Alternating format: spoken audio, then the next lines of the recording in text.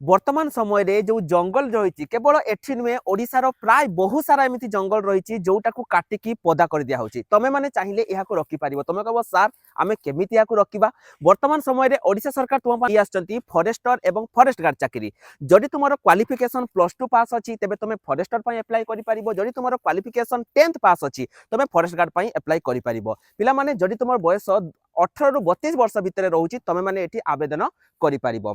तो तुम कह सर आम तो किसी पढ़ीने आम केमिति कौन ये करूँ आम तो जाने केमिति कौन सिलेबस आम तो किसी जाने केवल तुमरी मान पिला माने आमर वर्तमान समय रे प्रहरी बैच आसी जाइए जो आम तुम मान पूरा स्टार्टिंग रु पूरा बेसिक रु पढ़ेबू एवं मु सब वीडियो रे कहे जदि आम अनुसार पढ़ी भी तुम चाकरी नहला तेबे तुम टंका आम रिफंड करदेबू।